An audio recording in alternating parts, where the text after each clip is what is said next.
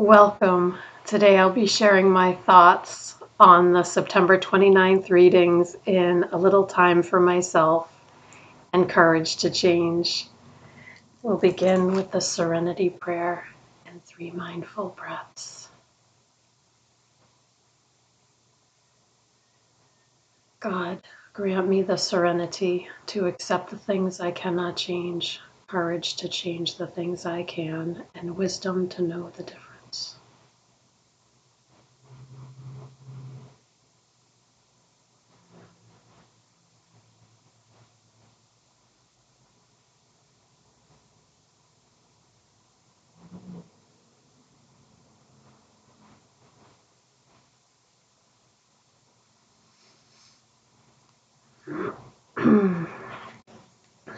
September 29th. A little time for myself. I'm going to read this page silently.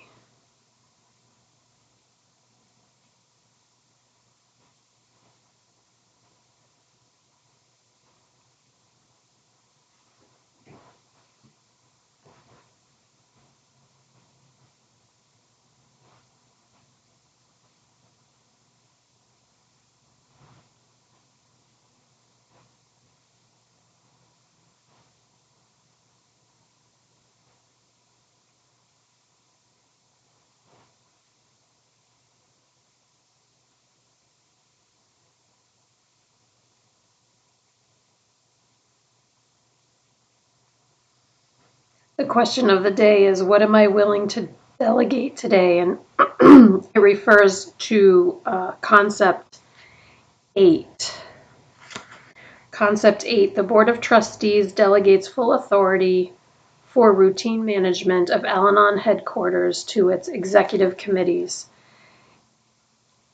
Summarizing my take on what it's basically talking about in this reading today is how delegating things to others gives me more time to focus on my own recovery.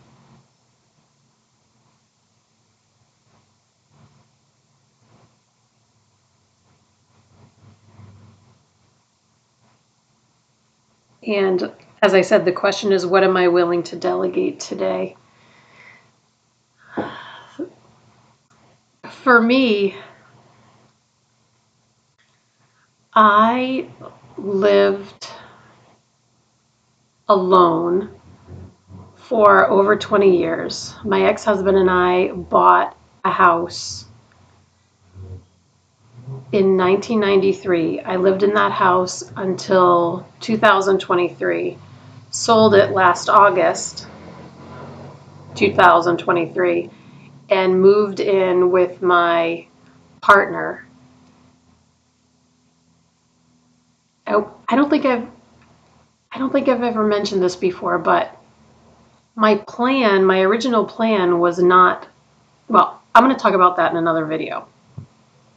Maybe I should film that video next because I'm talking about it now, but I'm not going into detail. Okay, so I'm going to make a note to do that. My reason for bringing that up is that now that I live in my partner's house,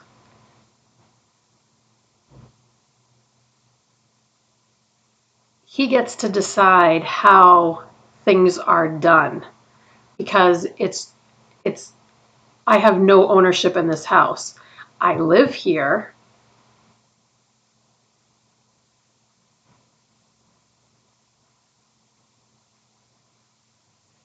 So what I'm talking about, for example, is like the yard work. Like I have an idea of how I want the yard to be.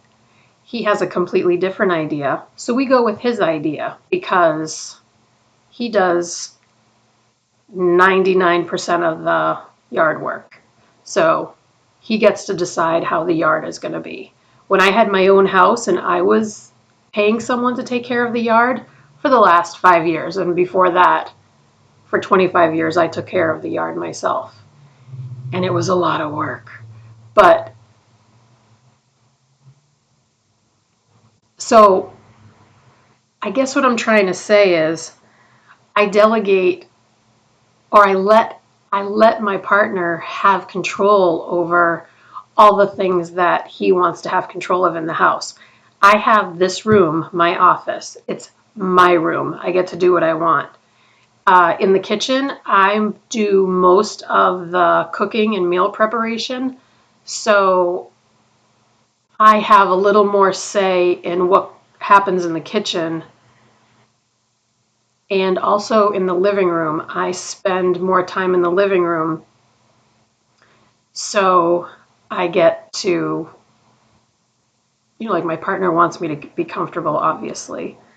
But yeah, I look forward to making a video about that, about how I ended up here and what the situation is. I don't know, I have to think about that. Just as a matter of like explaining like alternatives, like not going by like conventional things, like doing what works for me. Like that's a huge part of my life, and that's one example of it. So I do want to share more of that. But um,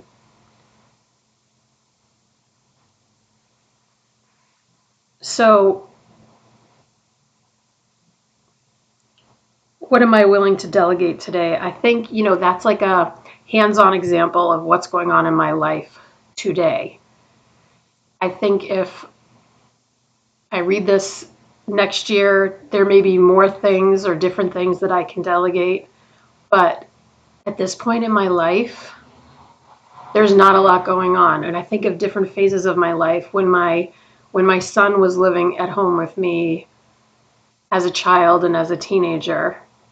There were lots of things I could have delegated.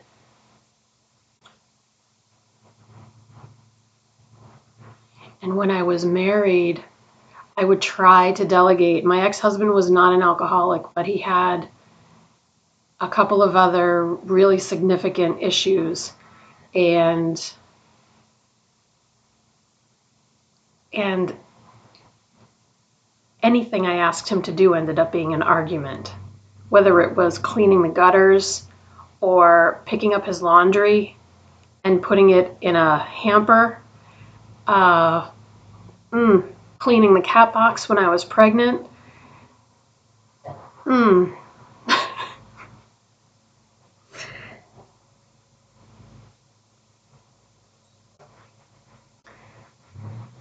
I think this reading is trying to remind me that I don't have to do it all myself. It's not my responsibility. And the truth is, I'm not in control of a lot of things. So it's reminding me that delegating things will give me more space in my life. The thing is, I'm in a time in my life right now where I have so much space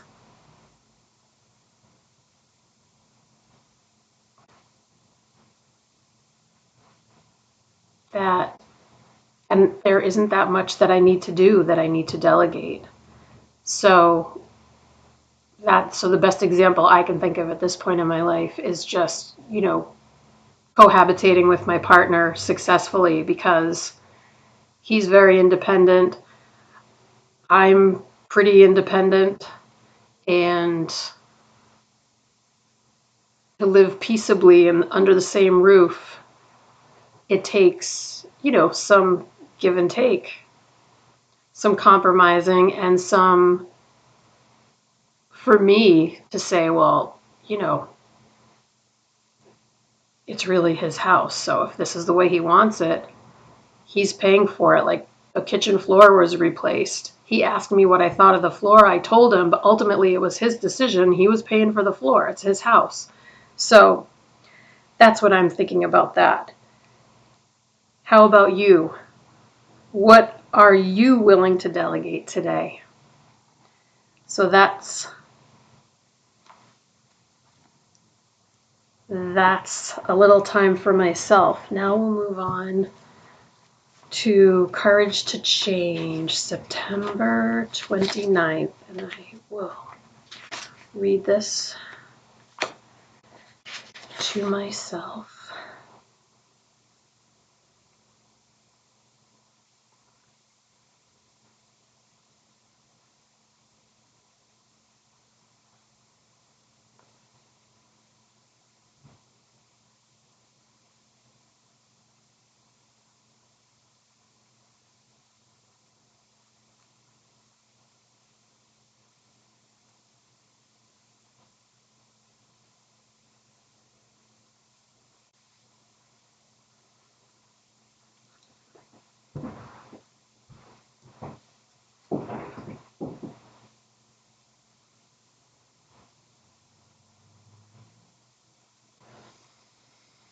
This is a really deep page.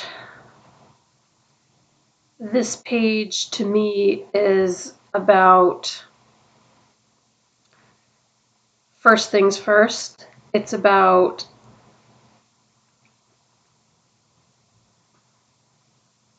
not accepting unacceptable behavior. It's about keeping ourselves safe and how it's the first priority. It's about handling violence. It's about taking steps that are necessary to keep ourselves safe when we're dealing with an abusive situation. It says no one has the right to physically abuse anyone else under any circumstances. We do not cause another to be violent or abusive. So it reminds me that I take responsibility for my actions, but ultimately I can't make anyone do anything. I can't make anyone stop abusing substances. I can't make someone yell. I'm not responsible for other people's thoughts, actions, feelings. I want to behave in a way that I can feel good about. So I would not, I can't think of the word, when you kind of antagonize, like I wouldn't antagonize somebody. When I was in the process of trying to figure out how I was going to tell my ex-husband that I wanted a divorce, basically, I actually went to my local police department and I met with somebody and I said, what are my options? And they said, well, are you concerned that your ex-husband may get violent? And I said, well, I am, because he has a really bad temper. And although he had never hit me, he yelled a lot, he threw things, and it was very scary. And he did that the pattern I noticed is he did that whenever he felt like I was cornering him. Whenever I was asking him to do something that he didn't want to do, that was his reaction. So I was thinking that he could have a really negative reaction, and I wanted to ensure the safety of myself and the safety of my son, who was our son, who at the time was 6 years old. So the police officer was very nice, very cooperative, gave me some good pointers, and I was able to have a very peaceful conversation with my ex-husband and tell him what I was thinking, and it wasn't violent. Thank God. So there is hope, there is help, and I have an inalienable right to human dignity. That's from in all our affairs.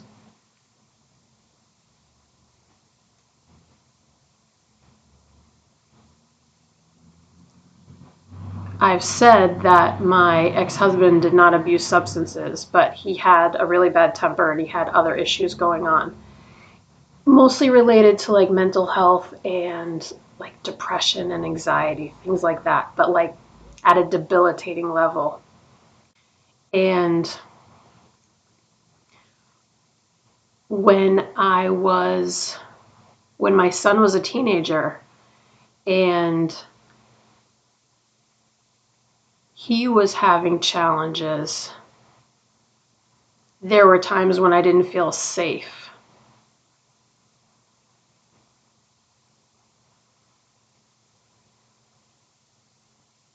And that's going to be another video explaining why I asked my son to leave and how I went about doing that.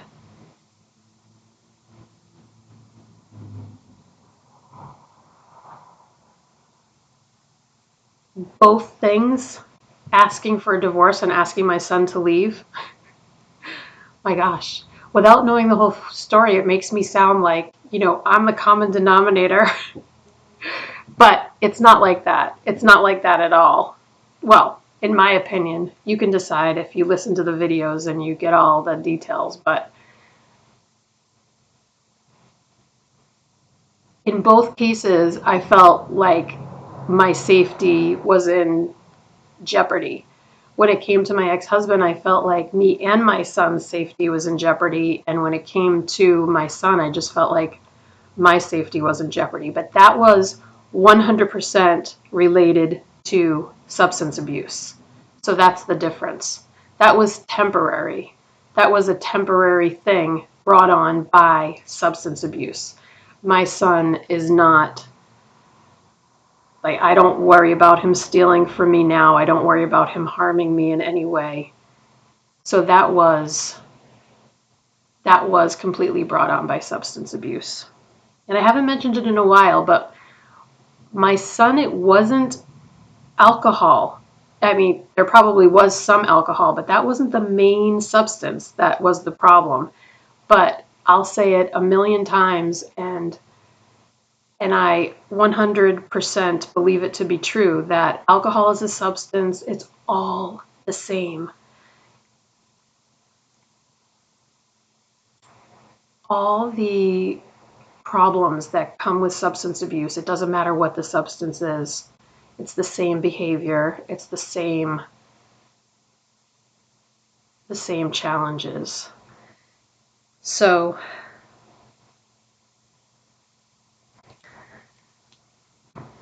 we'll close out with the serenity prayer and 3 mindful breaths. Here we go.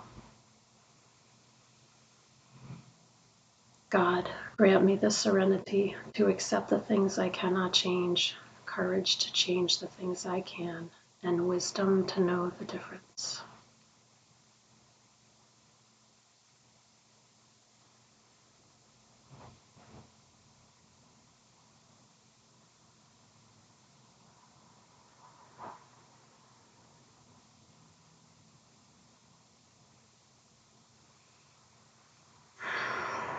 I feel like the new format is getting a little more comfortable for me.